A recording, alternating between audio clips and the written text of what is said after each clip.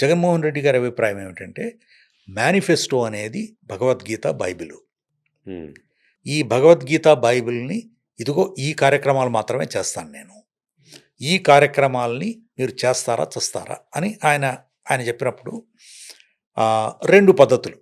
ఒకటేమిటి, మేనిఫెస్టో అనేది is a broad agenda. ఇదిగో ఈ ఎక్కడైనా కూడా ప్రపంచంలో political manifesto is an idea, A blue print. Building కాదు, ఎగ్జాక్ట్లీ. ఎందుకంటే మీరు ప్రభుత్వంలో ఉండరు, బయట ఉంటారు. అవును, మీకు ప్రభుత్వంలో ఉన్న సాధక బాధకాలు, ఎందుకంటే ప్రభుత్వంలో ఏ పని చేయాలన్నా కూడా డబ్బు కావాలి, డబ్బు ప్రజల నుంచి వస్తుంది. అవును, మళ్ళీ మీరు ఆ డబ్బు ప్రజల మంచి కోసం ఖర్చు పెట్టాలి.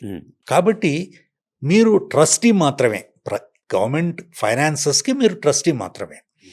దాన్ని మీరు దొంగతనం చేయడానికో లేకపోతే డబ్బు కింద నుంచి అప్పులు చేయడానికి వీల్లేదు. Okay, there are constitutional proprieties, తర్వాత there are other acts, legislations. ఇవి చెప్పవలసిన బాధ్యత అధికారుల మీద ఉంది. Your permanent executive. Correct.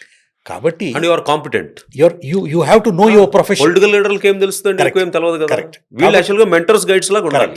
So you are an advisor. Right.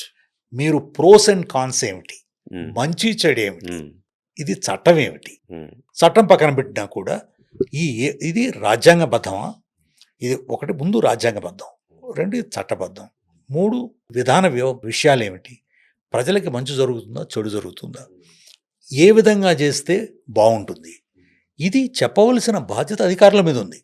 అది ఎప్పుడు చెప్పగలరు మీరు కాంపిటెంట్ అయితే, మీరు ఆనెస్ట్గా, మీరు ఇంటిగ్రల్. భయం ఏం చంపేస్తారా? కొన్ని బిహార్లో 2014లో రాష్ట్రం విభజించినప్పుడు నేను స్టేట్ రీఆర్గనైజేషన్ డిపార్ట్మెంట్కి సెక్రటరీగా పనిచేస్తాను, ప్రిన్సిపల్ సెక్రటరీ.